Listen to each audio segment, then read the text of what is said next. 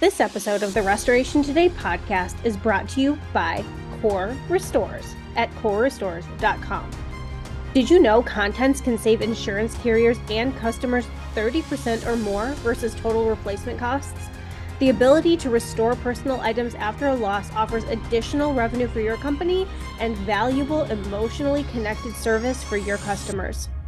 Core has been doing contents restoration and packouts for 25 years and counting as partners with restoration companies of all shapes and sizes. Learn more at corerestores.com. Hey Restorers, thanks for checking out a fresh episode of the Restoration Today podcast, or maybe not a fresh episode if you're going back through the archives. We are into several hundred episodes at this point, and as the time of recording this fresh intro, because I had to redo one that I messed up, as of this fresh intro, we have reached 50,000 podcast listens and views, and that's been in less than 2 years. So thank you so much to all of you that listen in. We hope that you enjoy this and you find it valuable and that you like the guests that we have on. And if there's anybody that you want to hear from or great stories that you think we should be telling, please drop me a line. I always want to hear. So anyway, I digress. We are going to hop into this podcast. I'm excited to be joined by Chris Hill. He is the owner of JCMH Consulting and a partner in JOC Analytics. And today we are talking about just that, analytics, understanding your numbers, and having platforms that work within your company so that you can dive further into your numbers without it being overly complicated in ways that you didn't ever dream about. So I'm excited to have Chris here with me. He is somebody that I've gotten to know over the last few years in the industry. He is a wealth of knowledge and has a lot of great companies that work with him and that are already leveraging this kind of deep dive into their analytics and really understanding the numbers of their business. So Chris, welcome. Thank you very much for joining me. Hey, glad to be here, Michelle, and thank you for having me. I started working in restoration in 2002 with a restoration company in Northern California and helped be a part of their growing organization. Ended up running the company for about 9 years. And we grew them actually to 4 locations, 110 employees. And I remember constantly working through our data and saying, how can I use this information to get a lot better? And the consulting that we started in 2011 and have worked with companies all over the US for the last 12 years has been entirely about what behaviors help them get the best results with their information, because so many companies don't have as clear of a picture of their data as they could. So we've had a lot of fun doing that. And of course, 5 years ago, we started utilizing the Microsoft BI platform to build some templated slides based around how I'd grow people to look at their data and information, and people loved it. So for the last 5 years, we've been working with probably over 65 companies now that are using this platform and having great results. And I'd love to share some details about that. Perfect. Okay, so talk about the kind of data and analytics that are built into the platform. What are customers really looking at? Because this isn't just like QuickBooks where you're looking at your financials. This is really understanding it on a much deeper level. So walk through a little bit of how deeply you can understand your numbers when you have the right platform. Well, probably one of the very first things that when people get on our platform that they begin to look at is really just the integrity of how well people are entering the data on a consistent basis. So step one is always people look at our data or their data on our platform and they go, oh my gosh, we got a lot of holes in our data. And even though it's a snapshot of what's happening, it's not complete. So very first thing that happens with every company is they realize how inconsistent the data has been entered, or I should say how our people have behaved entering it. And that becomes the first focus, is to go, let's clean this up, let's get it tighter. But from there, you got everything from total numbers, like a 3,000 foot elevation compared to our goals. You have analytics by your personnel. And that could be sales capture ratio. That could be how quickly they're collecting money, how many times they're touching jobs. I mean, there's lots of key performance indicators in there that we look at to help them really have one thing, improvement. Okay. Or maybe I should say 2 things: improvement for their personnel and where the growth possibilities are. But probably even just as important is how well can I count on what I see to make positive and accurate decisions about our company and our business. Yep. So what KPIs or key performance indicators do you recommend for restoration companies to kind of have in place? Like if there are maybe top 3 or 5 that you should look at. Yeah, I wish it was that few. I But know. here, a few hot points. One, I just mentioned it, sales capture ratio. Is every company I work with from a consulting standpoint will call and say, hey, we need to spend more money on marketing, or we need to get more sales. And I'll say, well, why? And they say, well, our sales are down. And I'll ask them, I said, well, is it a sales issue or is it a opportunity issue? In other words, do you really need to spend more money on marketing? Or do you need to work on improving our sales process? Do our people really know how to sell? And so often, probably 70% of the time, it's a sales issue. So this really gives you some deep dive in looking at how well people are dealing with the number of opportunities. And when I talk about sales capture ratio, it's as simple as the opportunities versus what we actually sold versus lost. How often do you run into restorers who don't understand the difference though between sales and marketing? Because that is something to consider when you're figuring out how you're getting jobs, right? Yeah, So I would say there's a lot of people that probably don't really think about it deep enough to really understand it. I always said that sales or marketing is what you do to make the opportunities come, and sales is what you do once the opportunities are here. But I would say it's even further that when I ask them if it's an opportunity issue, they probably don't really know or having a baseline of how to figure out whether it is or not. So for me, I tell them very quickly, let's figure out what your goals are for sales next year. And let's say that it's for water. And then I would say, well, what was your average job size of your waters that you did last year? Because you need to have some idea of, yeah, you may have said, I want to do $1 million in water, but how many jobs is that? Is it average job size $3,000? Okay, I can do the math and figure out the quantities and I can divide it by 12. And now I know, am I getting even enough opportunities to have that kind of goal met? So that's kind of one of the first things they really begin to understand is that in order for me to build proper goals, I really need to understand my data and what is so that I can build towards that. So do you run into companies where they start analyzing the data and, for example, they realize, oh, we're missing like 500,000, $1 million in jobs or revenue that should be in here, or they run into, I don't know how to explain this. They run into, oh, we can't take any more jobs. Our numbers aren't accurate and we're overloaded. Or on the flip side, we really need to be creating more. We don't have as much as I thought in the pipeline. Well, actually, it's funny you mentioned that. For most of the softwares out there that our industry uses to track their job management and their sales, there's usually one date entry that affects the ability of distinguishing a job as sold or not, and that's usually a work authorization date or something like that. And so I've seen so many companies without fail that when I go look at their jobs that are in progress or jobs that are completed, and I look at how many are missing that date, and it's surprising how often I see 15 or 20, maybe more jobs missing. So just failing to enter a date throws their sales off huge. And then one client in particular, we found $1.2 million worth of sales in the first 10 minutes of looking at our data, our tool with their data. And they were just like, and how does this help understanding these kind of numbers and making sure everything really is in the system? How does this help with closing time it takes to not just complete a job, but get it closed and then get it paid? Does it help kind of expedite the entire process once the right analytics and processes in general are in place? Well, I think any efficiency gain helps the rest of the efficiencies. And I even, there's so often when I look at jobs taking a long time or tough time to get them paid, I always smile and ask the client, well, who taught your customers that? And it's interesting how often that because we took forever to get estimates to them or we took forever to get the job performed, it almost taught them that it's acceptable for them to take forever to pay us. So I find that when you can drive good efficiencies and good awareness around those data, as all of a sudden you give your people your time back, they're better at what they do, but our customers benefit, our insurance customers benefit, the adjusters are happier. I mean, it's just something that happens across the board. So we talked about KPIs, but what other data points should contractors be looking at to really evaluate their team, their efficacy, their processes, whatever that may be, that often you find restorers aren't looking at? Like a point that's surprising where they're like, I didn't even know that was a thing or that I should be looking at that, but that makes sense. Well, I think everybody's looking at sales and profitability, but I still think that it's important to go deeper than that.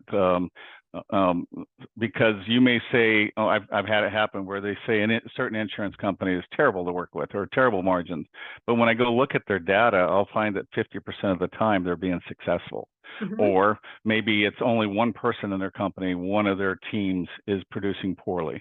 And so to me, having the ability to dig into the data to make distinctions, maybe it's a certain adjuster, I hate to say it that way, within that insurance company that makes it tough. Yeah. In this day and age, we're getting a lot of carrier work through different TPA firms. So sometimes I'll see one TPA, I'm really profitable with that insurance carrier versus the other. So those kinds of details allow us to make better decisions about, well, maybe I don't want to do their work anymore. Or maybe, gosh, they're really good. Maybe I figure out how I get more of their work. Along with that, timeframes. Okay, mm-hmm. Operational efficiencies is always huge, and so when you take a look at how many days people touch their jobs, when I say people, I'm talking about the estimators, the coordinators, the project managers. The time and process is it's crazy how big it can get and how often they just lose focus on it altogether. And a small $10,000 repair job should take under 50 days, and we're seeing people at 120 days. And so one of the first things they begin to realize is let's begin to look at the dynamics between these data entries and to see how we set goals to motivate people and give our people their greatest time, greatest resource back, time. And so those are often things that are big surprises to people when they really begin to look at how long it's taking for them to complete tasks. So who gets access to this kind of data with the typical company that you work with? Because again, I've seen your data and it can be pretty in depth from the examples that you've shown me. So who gets access? You know, we live in the age of transparency. So maybe it is that different owners are different on who can see what, but what have you found is kind of the key, even for people not using your software? How much information and data should you be sharing with your team to kind of help create that healthy culture of understanding the data and how the company's doing? Yeah, I would say that the majority of the data is used by everybody in the company, although there may be some slides that are more sensitive than others. And so the good news is we have the ability to parse that out. For production, we get production-related slides, but our most successful companies are having their estimators, their project managers, their coordinators all be able to access this data daily. In fact, most of them have 2 or 3 screens. One of our screens is our product, and the other one may be their job management software, and they're working simultaneously between the two. I've seen companies literally go from having 2 biz hubs printing nonstop reports to barely printing anything at all, because all of a sudden the speed at which they move through things, they don't need to print all that paper. So there's a tremendous amount of efficiency gained. I would say probably the least is probably the people that are producing the work. They're not in the office that much, but the admin that is keeping the software documented is in it all day long. Okay. Of course, owners and managers are going to be all over this information. And actually, I can tell you, Michelle, that most of our owners, they never even open up their software anymore because everything they need to see is in our tool. Does it all integrate? Does it all just push from one to the other, or is there manual entry? What does that look like? Or use it in all data entry happens in their legacy job management or accounting software. So okay. There's no data entry in our tool, and we get it set up to where the data is pulled at least once a day. Some of the platforms out there, we're able to actually do things multiple times a day. Okay, so go ahead. Okay, I was going to ask you to give some examples. You don't have to name companies or give super specific information, but a few examples of how you've seen really understanding your numbers in analytics change a company's trajectory, whether it is in sales or close rate, or which is sales, or time to collect, or whatever that may be.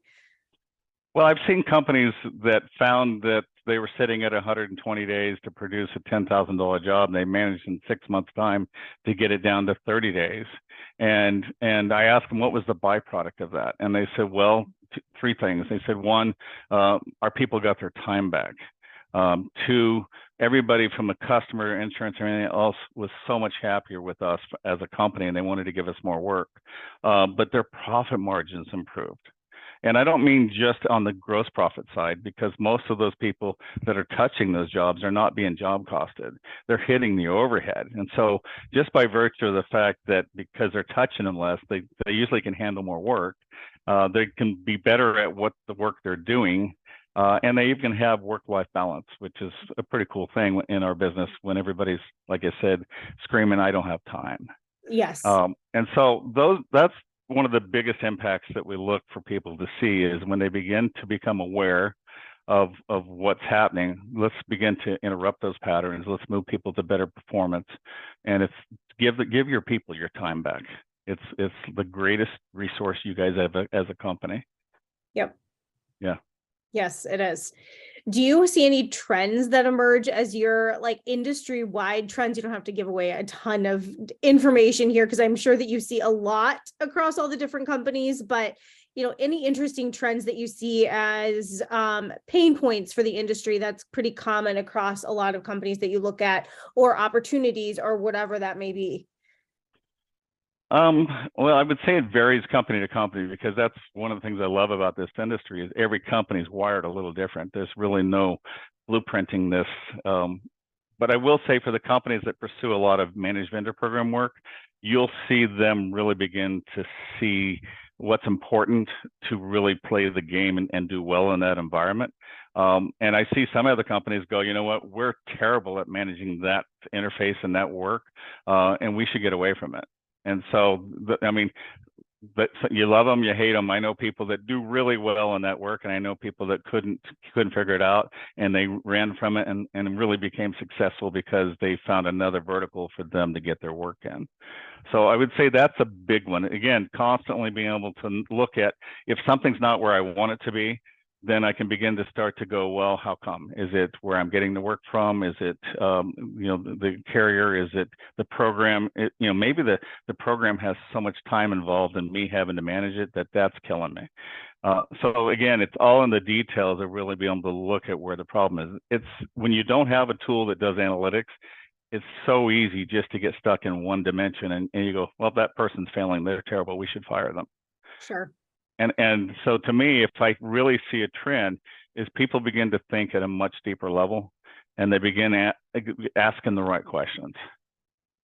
So in general, do you have tips for companies that, we're in kind of, not that we're not, I think we're always in this age, but we are so more so now than ever. There's so many software platforms out there, more the job management side, not analytics like you, but adopting software can be something tough for a company, right? And it takes real buy-in from the owner and working their way down. So do you have any recommendations for owners who are bringing new software, whatever it may be, into their company to actually get true buy-in and adoption from their team? Yeah, people ask me all the time, how do you get people to care about the software and be consistent in it? And it's really simple. You make it about them. Mm.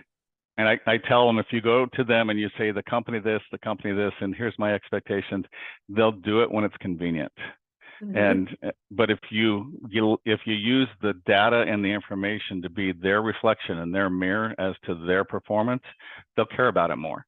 Mm-hmm. Okay. And I found it true all over as I was consulted, as people say, well, I can't get my people to do this. And I always kind of chuckle myself, and I wonder, why did they think they had a choice?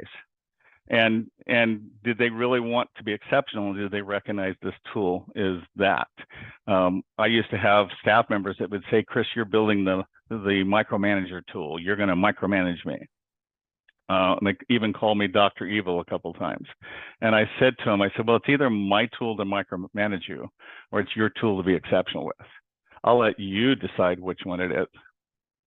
And then I would smile at him. I said, something you need to know about me is I won't micromanage you very long. I don't have time. Yeah, so it's kind of cool that when you can get a culture of people to realize that this is their tool to go kick butt with, and it's their tool to really see how they're doing. And a classic example is if somebody's getting paid performance pay. I printed a report once, gave it to a young man. He came back to me the next day trembling with the report in his hand. And I said, what's the matter? And he said, well, my report says it's wrong. And I said, what's wrong? He said, well, this is missing and this shouldn't be here. And he was able to articulate in detail what was wrong with the report. And I said to him, okay, so? And his eyes got really big, and I said, whose responsibility is it for managing the data that produces that report? And he goes, well, I guess you're going to say it's me. And I said, well, do I know anything about your jobs? He goes, no. I said, well, do you want me going into the software, putting things on your jobs? He goes, no. And I said, it's really simple. If you want great reports, manage your jobs, manage your reports, manage your software. This is about you. This is your reflection. And the better you are here, the better you get to make money here. And it just profoundly changes their attitude and approach to this tool. It's no longer some compliance tool. Mm-hmm. And as much as the industry is moving towards key performance indicators, KPIs, I'll be honest with you, I love data, and I think data is exceptional to have. But so much of our industry uses data thinking people will self-manage. And I will tell you that data doesn't manage people. Mm-hmm. People manage people. The distinction I'll give you is that data gives managers information to manage people with. Do you see any of this data helping companies that are moving into the M&A space or thinking about selling? Does this help increase valuations, things like that, help with going through due diligence, all that, because there is such a greater understanding of what's going on within the business? Well, it's kind of I have two answers for that. If somebody came to me today and says, hey, I want to think about selling, I want to buy this to help get my company ready, most of your M&A experts would say it's a 3-year process to get your company ready to sell. Yeah. And so, although I believe, yes, it will help you with that, but if you're looking for a short-term scenario, it's probably not going to be the ticket. Mm-hmm. But having said that, I can tell you some of the M&A companies, when they find somebody that has our tool, they're blown away at the level of what they can see, because there's a balance sheet and there's all the different, financial pieces of it. But this really kind of tells the whole story. This kind of really gives them the places to really know maybe where some of the good points and bad points are. And I've even had some of the M&A companies engage us and have us buy the tool so that I can give them a better perspective of, hey, how well are they managing their data? Mm-hmm. It's not just a consideration of the financial side, it's how true is the financials. Is there anything within, when you're first looking at a company's data, maybe within the first 5 minutes as you're clicking around, are there any, spots where you see it and you're like, this is a healthy business or this is an unhealthy business, like red flags that stick out to you instantly on either side? Green flags, red flags. Oh, absolutely. I mean, it's amazing how quickly I can look at somebody's data and on key points just to see whether, first thing I always look at is, can I even begin to trust this data? Mm-hmm. And I'll give you an example. I looked at a company that, in our software, in our business, we use dates to move jobs through different statuses. Mm-hmm. And they had like 1,400 jobs in a received status, meaning they've never inspected it, but they had over $1.4 million in invoicing and $985,000 in cost. And yet they've never looked at the job according to the dates. And this is very common. I see this often where people they don't understand the date management that drives the statuses, if you will, and they'll run a job and receive all the way through. They'll bill it, they'll collect money, they'll even close it. Well, in their minds, they've closed it. And yet when I look at their data, I really can't tell what is. And so that's an easy one. And without fail, most companies don't understand completely how to use their dates to make their data accurate. Okay. The sales one that I mentioned earlier, where they simply forget to put in an estimate amount or they forget to put in a work authorization date, their sales is always off. Mm-hmm. Actually, and what's funny is to the worst,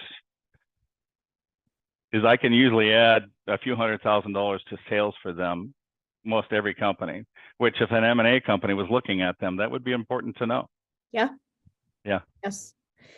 Okay. Anything else that you want to talk about? Anything else that we should add? For anybody who's listening, you can find Chris at jocanalytics.com. You can find stuff there. He's on LinkedIn, wherever.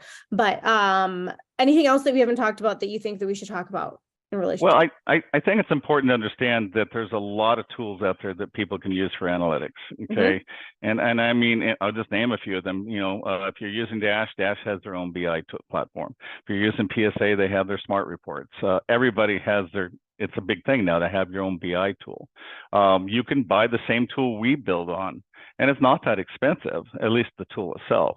Okay. There's Tableau. So the point of it is analytics is available for you lots of places. The question you want to ask yourself is, do you want to be the one to build it?